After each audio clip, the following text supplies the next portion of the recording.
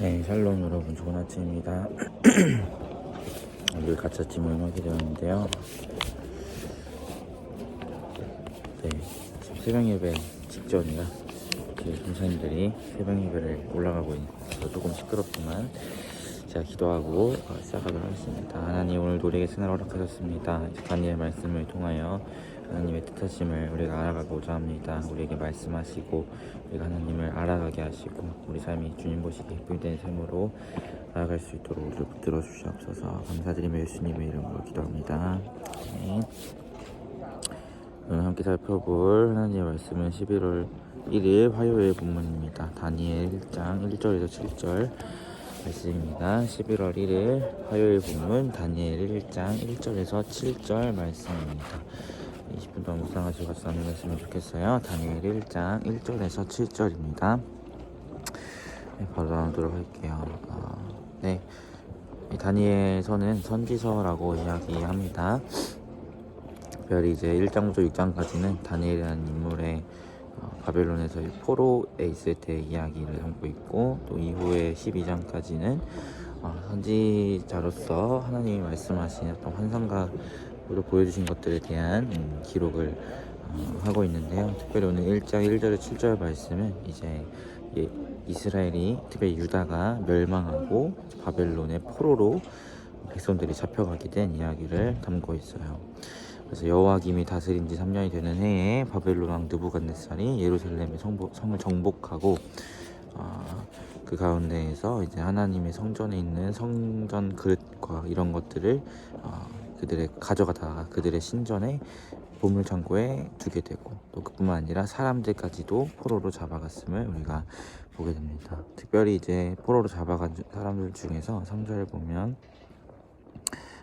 보면 용모가 아름답고 지혜를 통찰하며 지식에 도달하며 학문에 익숙하여 왕궁에 설만한 소년들을 포로 중에서 데리고 와라 라고 해서 이제 그들에게 학문과 언어를 가르치게 하고, 또 왕이 먹는 음식과 포도주를 먹게 하는 그러한 정책을 펼칩니다.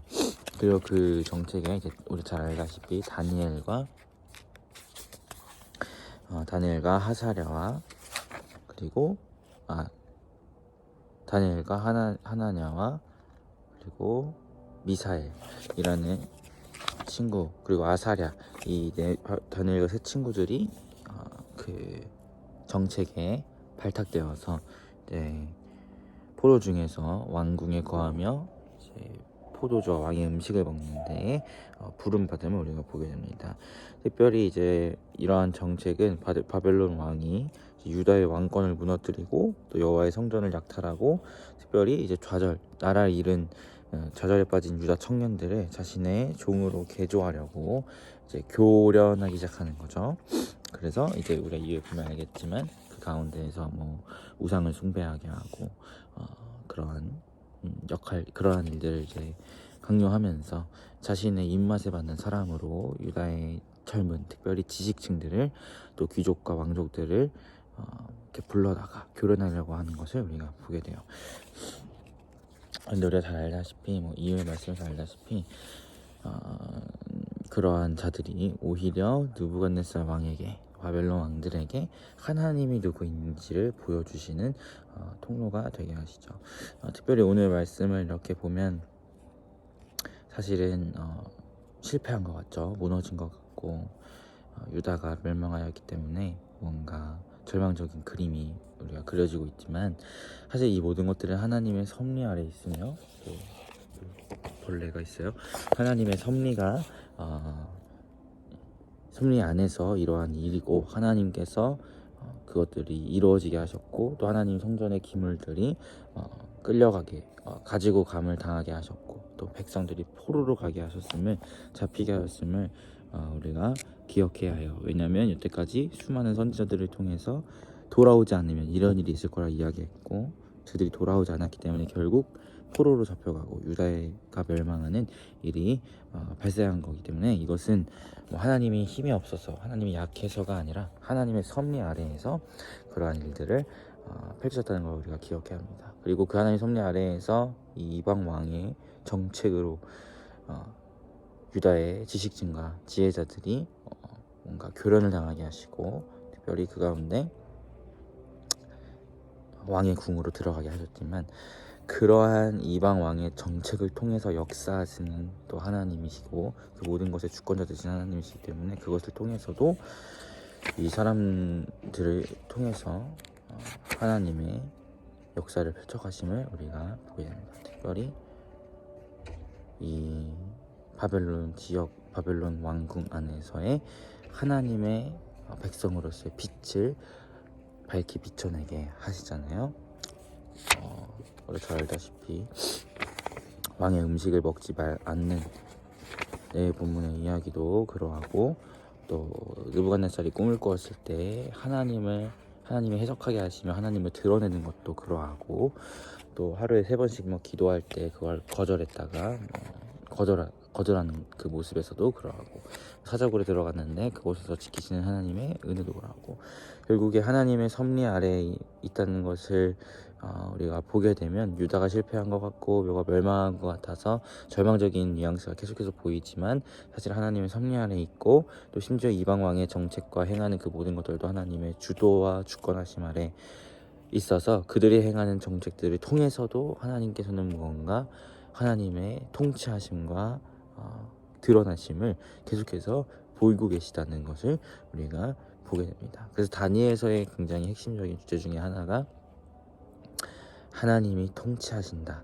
우리가 멸망했고 슬픈 가운데 머물고 있는 것 같아 보여도 하나님께서 여전히 통치하고 계시다라는 것이 굉장히 중요한 주제거든요. 그래서 오늘 이 사람들, 지혜자들이 끌려가서 왕궁에 먹으며 교련을 당하려 하는 것 같지만, 그들을 통해서 하나님의 또 살아계심과 통치하심을 드러내시고 하나님의 언약의 신실하심을 드러내신다는 것을 우리가 보면서 다니엘 1장을 열었으면 좋겠어요. 그래서 하나님께서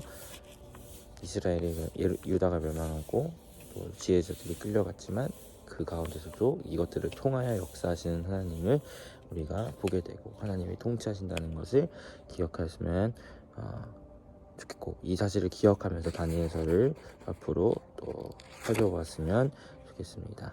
그리고 우리 사랑하는 피플리의 삶 가운데서도 하나님은 여전히 통치하시고, 때로는 조금 이런 일이 왜 있는지 우리는 연약한 인간이고 피조물이기 때문에 다 파악할 수 없지만, 분명한 사실, 변하지 않는 사실, 다니엘서가 우리에게 이야기해주고 있는 사실은, 우리가 다 이해할 수 없는 상황 가운데에서도 하나님은 통치하고 계시고, 다 이해할 수 없는 정책과 섭리 속에서도 하나님은 여전히 역사하고 계시다는 사실을 기억하셨으면 좋겠고, 또 그 가운데에서 다니엘과 새 친구들을 세우사 부르신 것처럼, 그러한 상황 속에서도 우리를 또 다니엘과 새 친구와 같은 그곳에서 하나님의 이름과 영광과 빛과 통치하심을 드러낸 그런 귀중한 통로로 부르고 계시다는 사실을 우리가 기억하며 나아갔으면 좋겠습니다. 오늘 하루도 그런 하루가 되기를 바라요.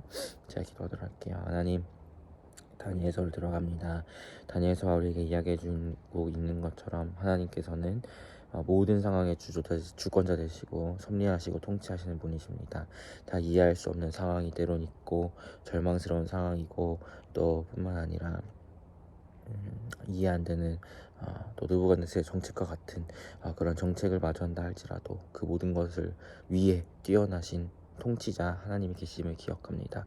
우리가 이 통치자 하나님을 바라보는 우리가 될 수 있도록 인도하시고, 특별히 느부갓네살 왕의 정책에 따라 지혜자로서 불려갔던 다니엘과 새 친구들이 있지만, 그들을 통해서 오히려 바벨론 왕궁 안에 하나님의 살아계심을 드러낸, 하나님의 통치하심을 드러낸 것처럼, 다 이해할 수 없는 상황 가운데에서도 또한 하나님이 우리를 보내신 그곳 가운데에서 우리를 통하여 하나님의 살아계심과 영광을 드러내기 원하심을 기억하길 소망하오니, 우리가 우리 정체성을 기억하게 하시고, 부르신 자리 가운데 하나님의 살아계심과 통치를 드러내는 우리 피플이 될 수 있도록 주님 인도하여 주시옵소서. 감사드리며 예수님의 이름으로 기도합니다. 아멘. 네, 여러분 고생하셨고, 오늘 하루 또 주 안에서 평안한 하루 되시길 바라겠습니다. 샬롬.